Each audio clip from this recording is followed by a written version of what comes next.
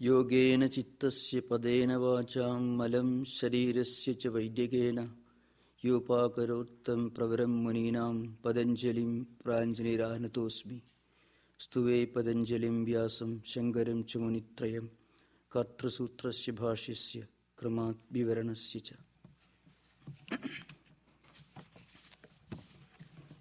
So, we were dealing with the first sutra of Sadhana Pada that you find as the second chapter in the published books. But in the chronological order of spiritual practice, it comes the first. Now, the sutra is this: Tapa Swadhyaya Ishvara Pranidhanani Kriya Yoga. Kriya Yoga means the yoga of action. That is the first step, the kindergarten with which we enter the life of yoga. It's a very interesting, psychologically very scientific process. First, Patanjali knows our true nature. We are active. Our senses of action, senses of perception, mind, intellect are always active. Even when we are physically inactive, mind is active. Thoughts, speculations, ideas, so on. Now, how to direct this process towards yoga? So, you can start from where we stand. We don't have to make a quantum leap. We can begin our spiritual life from where we stand right now, today. So, these terms are defined: Tapaha, Swadhyaya, Ishvara Pranidhana. These three terms, they constitute the yoga of action. In other words, it is the primary lesson for any individual who wants to start spiritual life. Not only in Patanjali's Yoga Sutra, but in all areas, in all walks of life, we can practice this. Three terms are used: Tapaka. Tapa is defined as manasascha indriyanam cha kaigagryam paramam tapaka.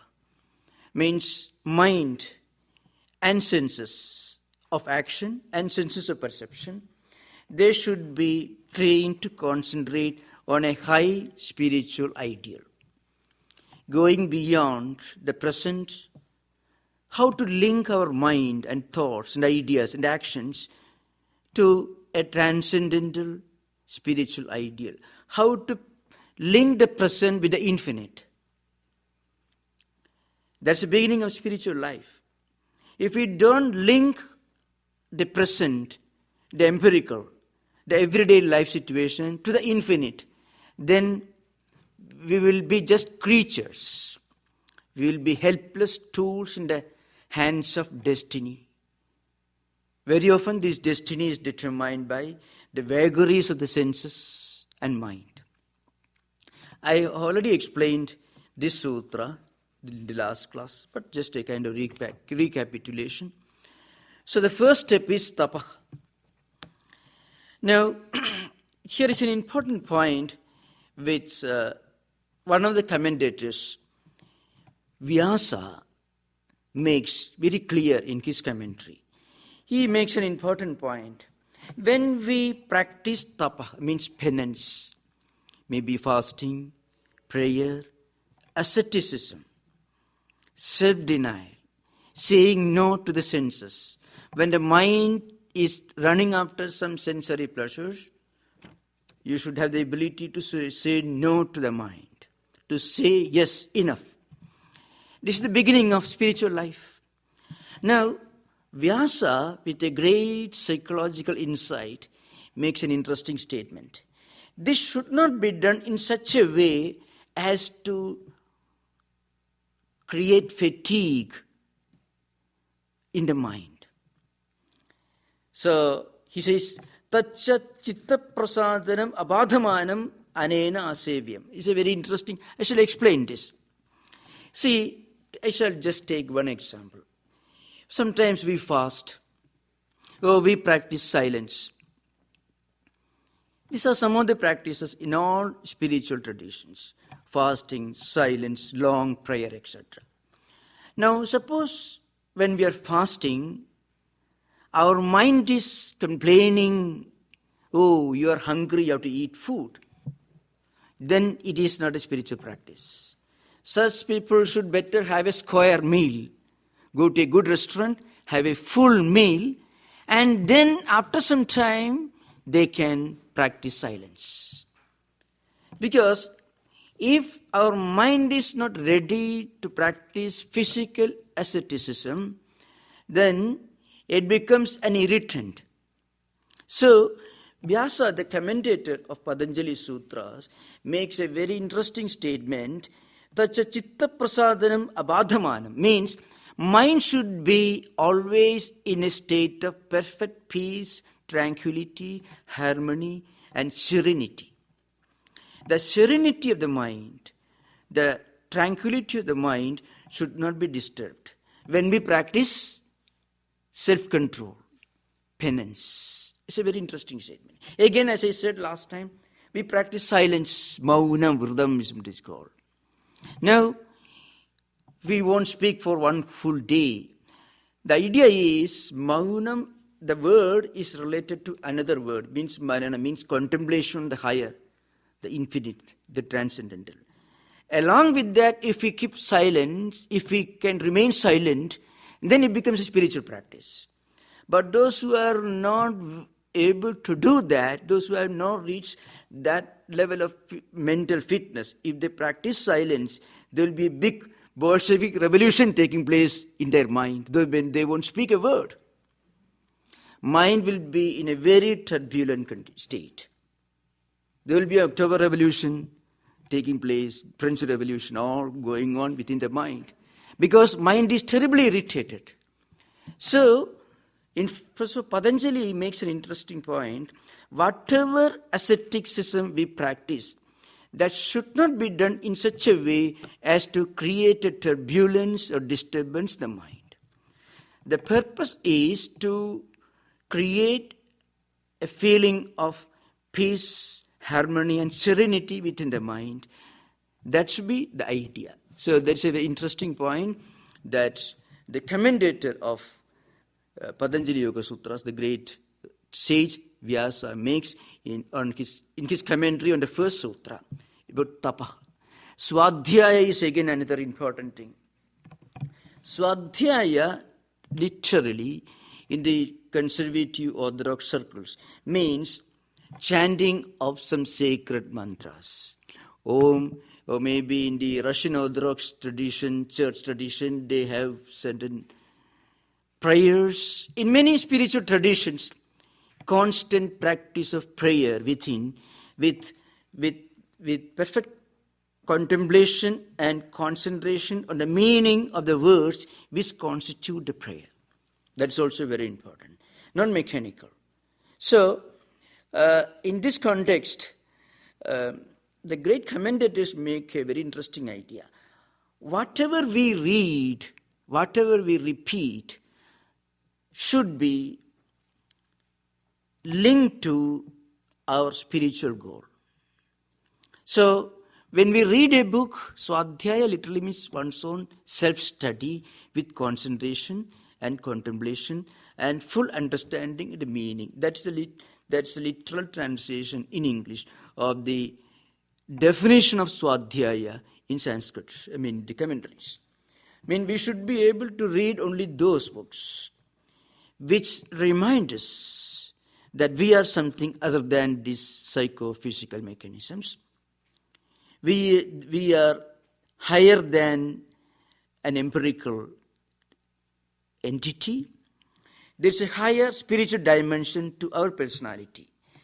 Now, from a practical point of view, there is a famous verse which gives, in a nutshell, the true meaning of Swadhyaya and the importance of reading of those books alone which help us in spiritual life, and the importance of not reading anything which create disturbance, which may create disturbance in our mind, which may take us away from our spiritual goal. The verse is this: Anantaparam kirad shabda shastram sulpam tadayu bhagavascha vignaha yat sarabhudam tat upasidavyam hamso yatha kshiramivampu misram. Is a very interesting, very, very interesting definition. Swans, there is an imagery given. Swans, kind of bird, big bird. They say it's a mythological belief, may not be a fact. If you keep milk in a vessel, milk and water, of course, milk will always have some quantity of water. Now, in that vessel, you keep milk and water mixed together. Swan will drink only milk and leave the water out. It's a mythological belief. Swan won't drink one drop of water. It has got an inner faculty. That's a mythological belief. It has got a faculty to discern what is good for it.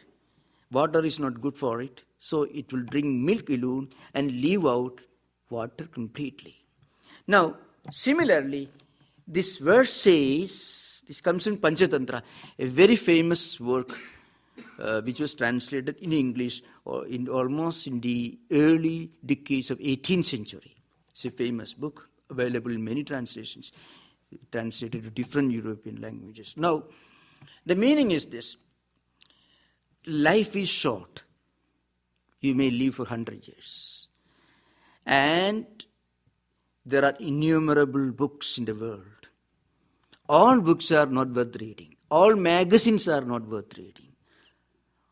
All essays, books, articles and poems are not worth reading for a spiritual seeker. If you go on reading anything that comes to your mind, then what happens? Disturbing ideas, conflicting ideas will get accumulated in the mind. And when we try to practice any spiritual sadhana, when we try to do spiritual practices, what happens? The ideas, the images, the pictures that have gone through our mind, that have come to our mind while reading essays, books and poems may re-emerge in the mind. See, you can just think of it, how it happens. You read a book which is full of sensational stories, violence, crime and so on, and you try to meditate immediately. Many of the ideas, dialogues, violent pictures, imageries, all will re-emerge in the mind when we try to meditate. When the mind is in contact with the external world, then these pictures and images may not come to the mind. When the mind is trying to withdraw itself from external world and try to draw towards itself, then what happens? All the accumulated filth and dirt will re-emerge in the mind. So therefore, we must have a discerning mind when we read books, articles, or whatever it is. And maybe this is much more important in this computer age, the age of computer, YouTube, and so on. Everything, every technology can be properly utilized. Every gift of nature, a gift of God, depending upon how you look at it, can be put to good, creative and constructive use. At the same time, it can also be used in the most damaging manner. So, this particular verse, which gives in a nutshell the essence of what Swadhyaya means, what Kriya Yoga literally means, says we must have a discerning mind, we must have an inner mental, psychological filtering mechanism. Whatever comes to our mind, whatever we see, or whatever a mind comes in contact with, either through ears, through eyes, sense of touch, sense of smell, whatever may be the sense of perception, all they should be filtered and should be accepted only if they are good and helpful in spiritual life. In fact, that is the essence of Swadhyaya. And third factor is Ishvara Pranidhana, that we have already described. Here, Ishvara Pranidhana is very important. Ishvara Pranidhana means self-surrender to God, surrendering to a higher transcendental reality. In fact, if one could easily surrender himself or herself to God, then spiritual life becomes very easy. Because whatever we do, whatever we think, with all this, the idea of God comes to the mind. So, the idea of God, the idea of a transcendental spiritual reality comes to the mind. It's a famous statement in a poem by Jalaluddin Rumi. He says, somebody asked him, how was it that he could feel so much of inner peace within? So his answer was, he who rests in God dwells in perfect security. So that's what we described last time when we described the 6 important aspects of self-surrender, prapatti. We already described in the last class. Anugulyasya sankalpaha pradigulyasya varjanam rakshishadedi vishwasaha goptrutva varanam tatha atma nikshepakarpanne shadvidha sharanakati. A person who surrenders himself or herself to God should first of all have positive thoughts which are helpful in spiritual life, should avoid negative thought currents, should have a strong conviction that God is the ultimate protector and God is always with him or with her, and then should have a kind of self-resignation to God. You find such ideas in Narada Bhakti Sutras and also in the writings of not only medieval Christian mystics, but also in the great Advaitic, non-dualistic mystics of medieval Europe like Eckhart, for I cannot rest in anything that is less than God. Such ideas you find. I'm just recapitulating some of the ideas. Now we are coming to an important subject, and that's the purpose now. We have already described Kriya Yoga. Kriya Yoga is the yoga of action. The psychological method of giving a spiritual dimension to whatever we do, whatever we think, whatever we feel in our everyday life. Action at the mental level, physical level is inevitable, unavoidable. Every moment our body or mind is always active. How to sublimate this naturally active nature of our personality to a spiritual dimension? And for that, we should practice 3 important disciplines which constitute Kriya Yoga or yoga of action, that is Tapa, Swadhyaya, Ishvara Pranidhana. First of all, some penance, vows, self-discipline and ascetic practices without, of course, disturbing the inner tranquility and serenity. Second, reading or coming in contact with only spiritually healthy, useful ideas. So whatever we read, it should be helpful in our spiritual life.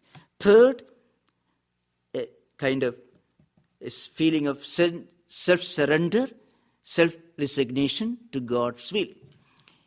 This is a path which anyone can start with in spiritual life. Now, many spiritual texts explain these great disciplines. Many of us may feel, well, we are not able to fully practice these great values, these disciplines. When we try, the mind falters. There are problems from external world and there are problems from within our own mind. No. And at the same time, there are definitions, explanations, which give us the feeling that the idea, the goal is far above our reach. So how to practice?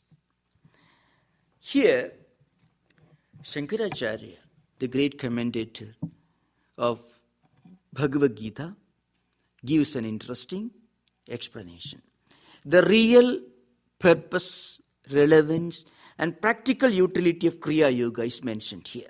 And incidentally, Shankaracharya is also one of the commentators on Patanjali Yoga Sutra. Shankara, Vyasa, along with Vyasa is the commentator, Shankara is the commentator who wrote the Vivarana on Patanjali Yoga Sutras.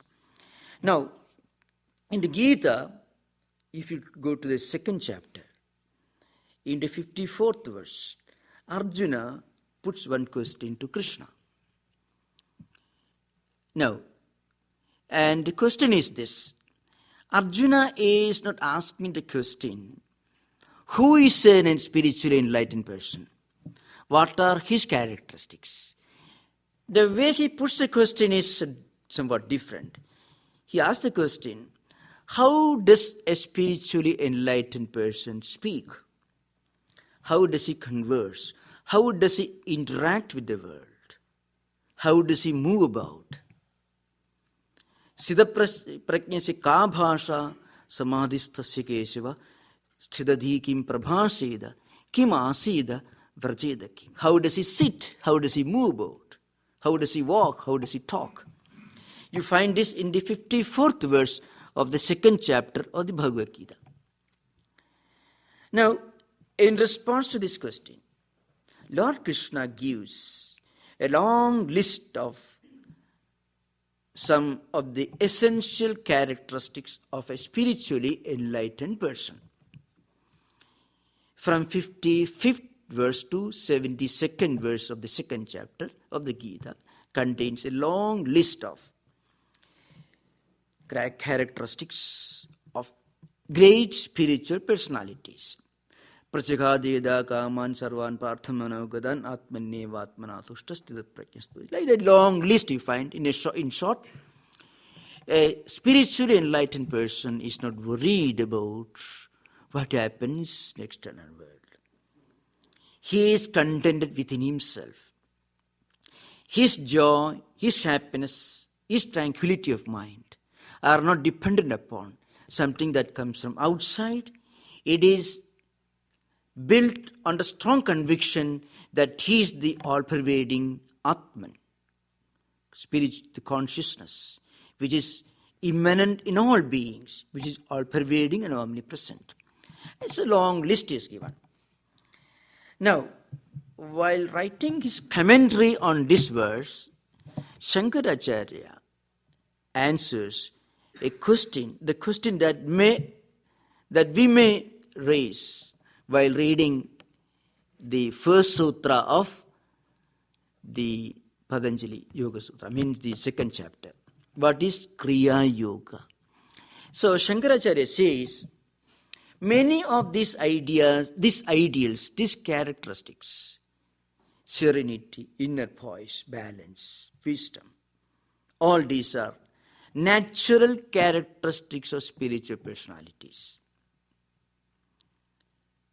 And we have not reached them.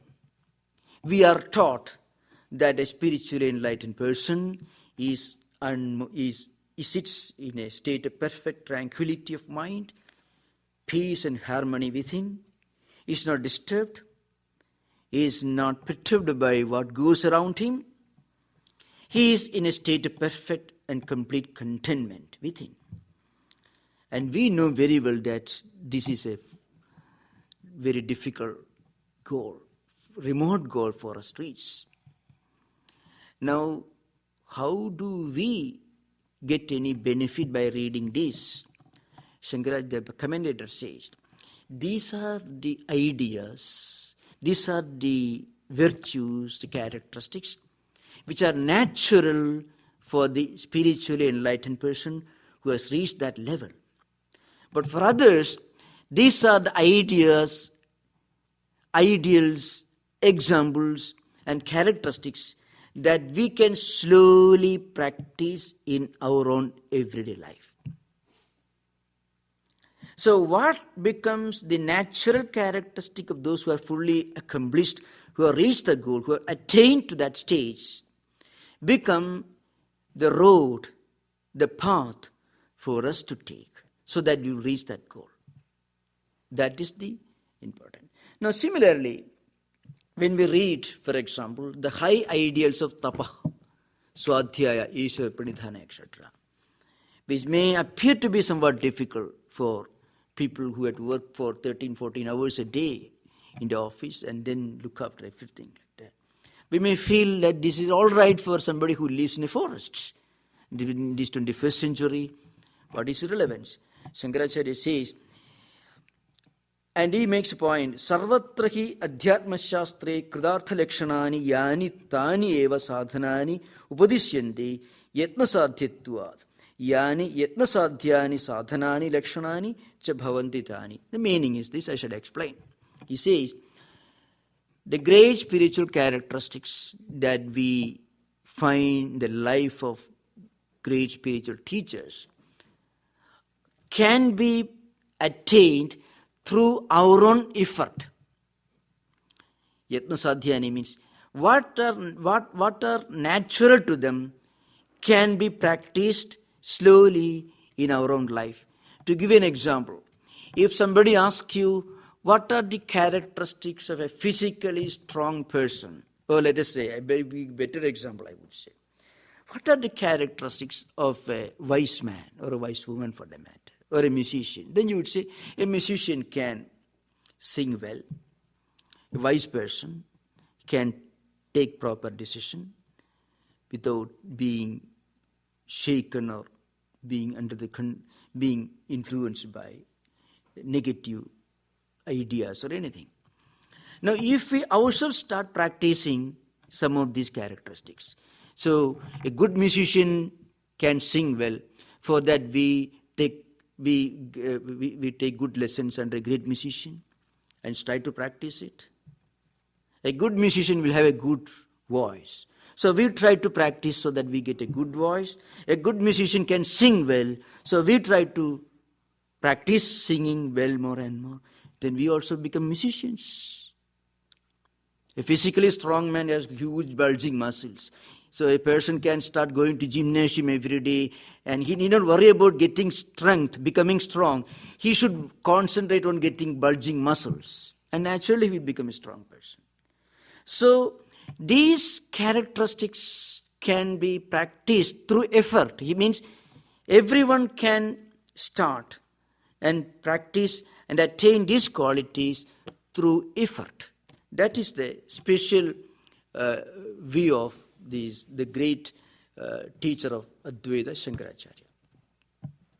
So we have now already discussed the Kriya Yoga, the first sutra, and the same discussion continues in the second sutra. These sutras are all interrelated, not separate. In the second sutra, there is a description of the real purpose of Kriya Yoga. It is explained in greater detail. Samadhi bhavanarthaha klesha tanukaranarthancha. The meaning here. Now, what's the purpose of this Kriya Yoga? Why should you practice this? It is explained here. Now, Samadhi bhavanarthaha. The purpose is to attain concentration, serenity, inner poise, etc.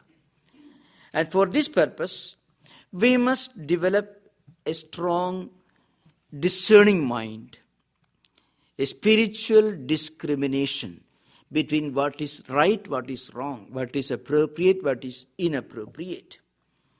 And when this happens, what happens is klesha tanukaranarthascha, means klesha is a very important term in Patanjali Yoga Sutras. If you read Patanjali text, you find this concept of klesha is an important concept, which is essentially a great contribution of Patanjali. What is klesha? All obstacles, obstructions, difficulties that we face in our spiritual life can be collectively called klesha. That's a term used here. That's why when we discuss some of the sutras of the Samadhipada, we discussed vrittis. And vrittis, some vrittis are helpful, some vrittis are not helpful. Vrittis means modifications. Modifications which create obstacles and obstructions in spiritual life are klishta. They produce klesha or they are produced by klesha. And those vrittis and modifications that emerge through sensory perception, sensory contacts, are not obstructive, are called aklishta. So, this doctrine of klesha is perhaps one of the most unique and central point in Patanjali's system of yoga. It should be understood in greater detail. First of all, according to Patanjali, our mental life has got two important aspects. One is experience, the other is reaction to those experiences. In Patanjali's system, he calls bhoga is experience, and our natural reactions could be emotional or volitional impulse reactions, can be called either vega or udvega. You find these terms are used. I am using the Sanskrit terms because in many translations, the translators use the same term. Because if you try to translate many of these technical Sanskrit terms to English, that creates more confusion. So once we understand what bhoga means, there will be no confusion. So bhoga means different experiences that we have, that we go through in our life. Painful experiences and also its opposites, experiences which may not be painful. This is one aspect of our mental life, according to Patanjali. The other aspect of our mental life is our reaction to these experiences. These reactions could be either as an attachment, or it could be an aversion, or it could be running away from that experience. If we have an experience that is apparently happy, not necessarily really, but apparently happy, we feel an attachment. It's called raga in Sanskrit, towards that experience. And its opposite. If that experience is not a happy one, we feel an aversion, it's called dvesha, the Sanskrit term. So if the bhoga or experience is unhappy, we will have an aversion towards that. If it is a happy one, we may feel an attachment towards that. Then there is a third type of reaction, which is fear. In Sanskrit word is bhaya or abhinivesha, which is a kind of fear. So if there are some experiences which we don't want to fight with because we are afraid, we won't go near because we are afraid. So fear can neutralize both attachment and also aversion. So we want to run away from it. So these are the emotional and volitional reactions that we normally go through. This is what is called klesha. So kleshas are nothing but emotional and volitional reactions. These function as either attachment or aversion or fear. Now, whatever we go through, whatever experiences we have, take either the form of attachment, we feel attached to something, we like it, and we lose our balance, that becomes a bondage. Again, we hate something, we have a strong dislike for something, that is also a bondage. So raga and dvesha are equally binding in their effect. If you hate somebody or something, the person whom you hate or the thing that you hate will always be with you as a shadow. Again, if you are attached to something, obsessed with something, you have a strong liking for something, that also becomes a bondage. It also binds you to something, like a chain. Again, if you are always trying to avoid something, to run away from something, fear also is a bondage. These are obstructions and obstacles that are to be avoided, that can be neutralized through the practice of Kriya Yoga. That's the idea behind it. Now, how to do that? The easiest and the most scientific instrument is self-surrender. Surrender to God. But maybe in this 21st century, if the moment you talk about God, then we may think of a mighty, all-powerful, uncompromising person standing or sitting somewhere with a mighty stick in his hand, or her hand maybe, threatening us with hellfire or promising heaven. No, that's not the idea of God here.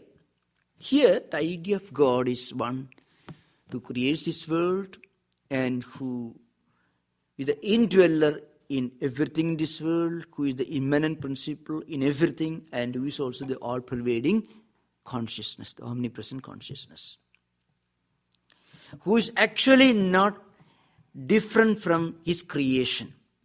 The Creator, God, as the immanent principle within his creation, that's the idea of God in Vedanta.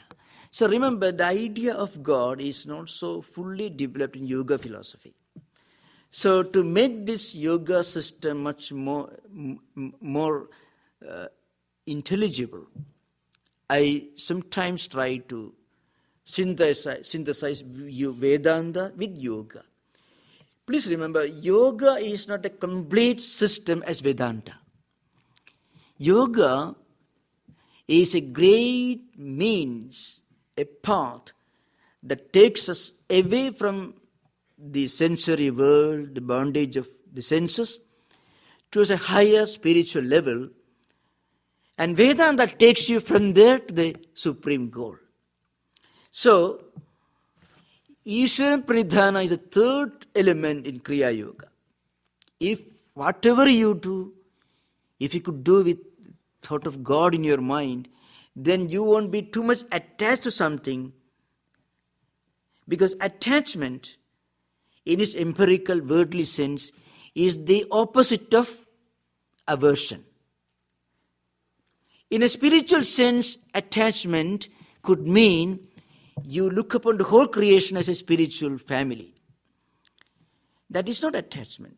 When we use the word attachment, or raga as it is a Sanskrit term, is used in Patanjali system, Vedanta system, means attachment to a something or somebody accompanied by aversion to a something or somebody.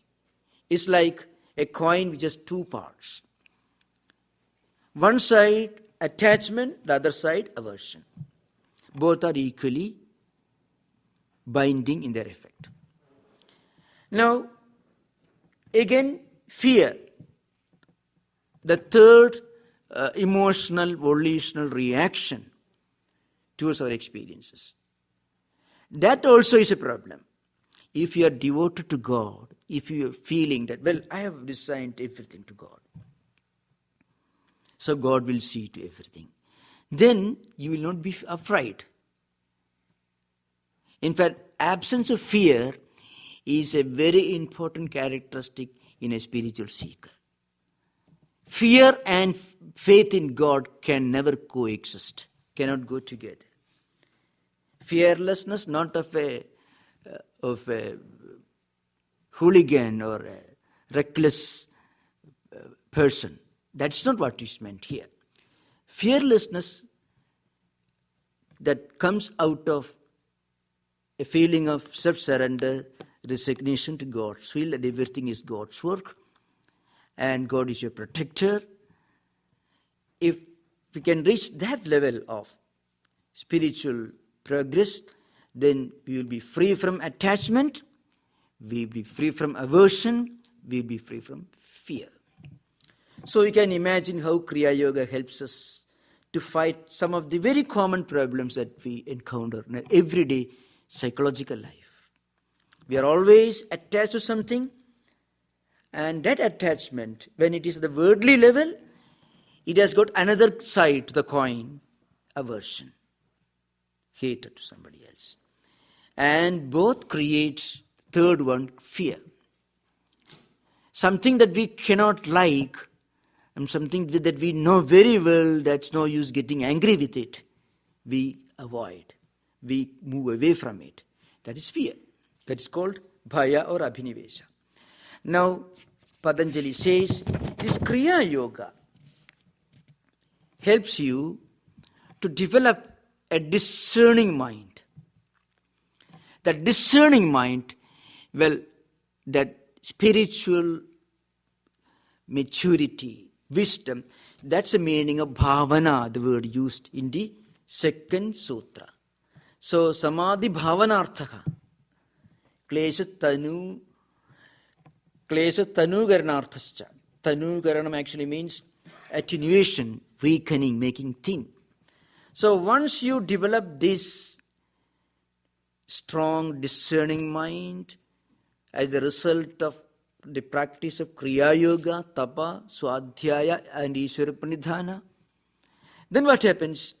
You develop a discerning mind, and that discerning mind it slowly weakens aversion, attachment and fear. That is the purpose here.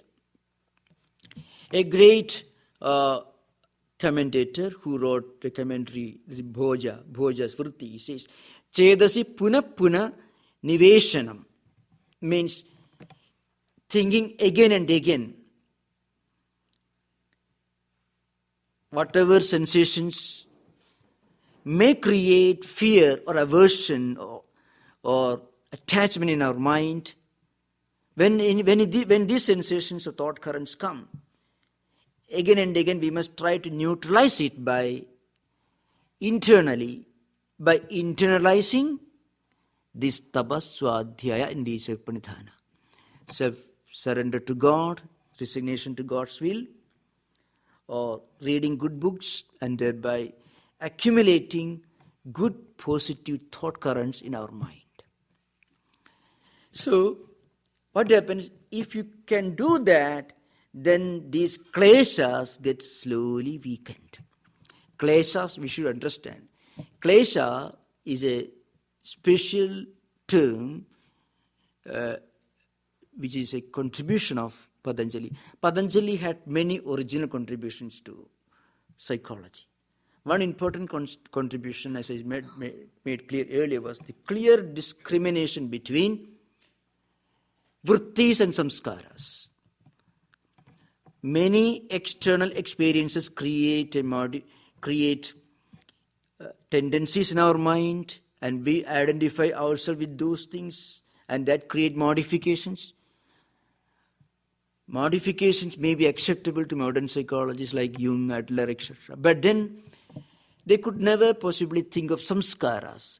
When these modifications get solidified, they become an invisible force within us with a potency to manifest again in the form of an action-oriented volition, which is called samskara, a tendency or a potency. So, how this system works? First, Kriya Yoga, Tapas, Swadhyaya, Ishvara Pranidhana. Proper mental training, concentration, practice of spiritual vows, and again reading of good books, accumulating our mental system with positive thought currents, and a sense of complete resignation to God's will,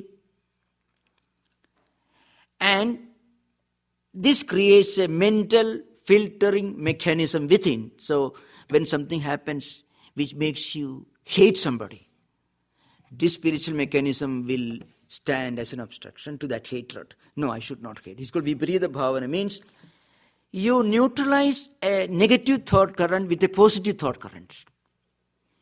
So when you develop this filtering mechanism, it will help you to neutralize a hateful thought current by projecting its opposite. A thought current related to love, affection. This is a whole world, this is a spiritual family. So if I hate somebody, hatred will come back to me. Whatever we give to the external world, it will come back to us. It rebounds on us. So we should not hate. And if we don't hate anybody, then we won't have too much attachment. Attachment leads to pain. You get attached to somebody, and when you don't get back in return from that person what you expect from him or her, then what happens? It leads to its opposite, hatred. Dvesha. Raga leads to dvesha. Attachment leads to aversion. And the third, klesha, fear, running away from it. So all these can be neutralized by projecting a counter thought. They can be neutralized by projecting its opposite thought currents. Negative thought currents can be neutralized by projecting an opposite thought current. You should remember, these are the ideas now they use in psychological counseling. Patanjali writes about it in 9th century BC. He's a great counselor you find here.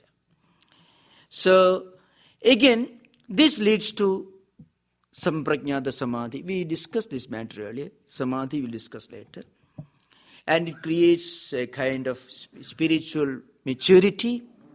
And slowly, when the spiritual maturity comes, we are able to counter the emergence of kleshas, hatreds, aversion, too much of attachment and obsessive attachment, and also fear. All this can be neutralized by this spiritual mechanism, which is Patanjali system. So now we will have interaction for the next maybe 10 minutes or 5 minutes. Okay. So we can put forward ideas, discussions.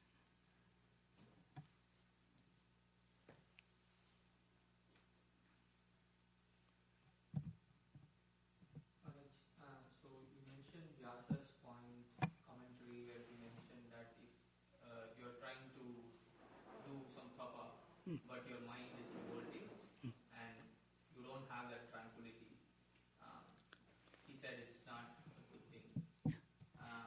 But at the same time, similar to that, I remember from Gita, one of the verses where Krishna says, what will you do by just abstaining, from doing something? Vyasa's point is this. If we practice extreme asceticism, which upsets the balance, which is not helpful, not conducive to creating inner tranquility, which is the real purpose of Kriya Yoga practice, then it will have the opposite effect. As I said earlier, a person who is hungry and is fasting and becomes angry. As you find in P.G. Bhutto's story of the slice of an orange, you find. It's a funny story is there. So a person who he was recommended by his doctor, who was a friend, he had a slight stomach problem, so he was asked to take only half an orange in the morning and evening. And on the first day he was quiet. He got rid of his stomach problem. He was in a very serenity mode. Next day he became very hungry, so he became angry. That's what he says.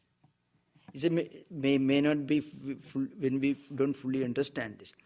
Whatever spiritual practice we do to an excess, if we can contain that, if it doesn't upset the inner tranquility, then it is fine. If it upsets the inner tranquility, then or peace, then it won't have the expected result. So you not only that, you are fasting, and you will complain against all these people who are not fasting, who are having regular meals. You complain, these fellows are not fasting, see, look at me, I'm practicing fasting. That's what happens. So this happens. You find some people who practice a little spirituality, become very proud of it. And I fasted for 3 days, and these fellows see that they can't even fast for 1 day. That really creates dvesha, aversion, hatred. So the opposite effect is produced. So Vyasa's point is that now we should not practice the extreme. Gita says, yuktahara viharasya, yukta cheshtasya karmasu, yukta supna avabodhasya, yoga bhavati dukkha. Yoga destroys pain, sorrow, kleshas, when it is done in a proper manner. So everything should be proper in a moderate sense. Extreme asceticism may not be good for those who are not spiritually or mentally fit for it. The opposite effect will be there. That's the idea begin. The purpose is to transcend the body level and the mental level. The purpose is to reach the spiritual dimension, going beyond the psychophysical dimension. If your practice brings you down to the psychophysical level, instead of taking you beyond it, then you should not do that. So the purpose of yoga is to take you beyond the psychophysical dimension of your personality. That's the idea behind. So if any practice brings us down to the physical level, see, if you're hungry, you become angry because the stomach is complaining. But a spiritually elevated person won't feel the hunger at all because his mind is far beyond the physical and psychological level. For such persons, it's all right. That's what Buddha found out during his practices, ascetic practices. So he also recommended this moderate path, the middle way. So the whole purpose is that we should go beyond the psychophysical mechanism, psychophysical dimension of the personality, should link ourselves to the transcendental spiritual dimension of a personality. That's the idea behind.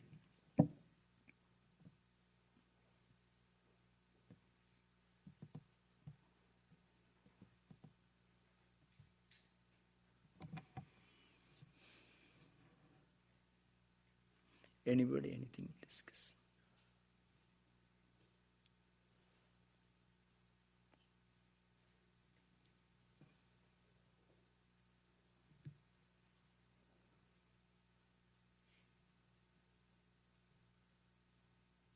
So in the coming sutras, these ideas are made more and more clear.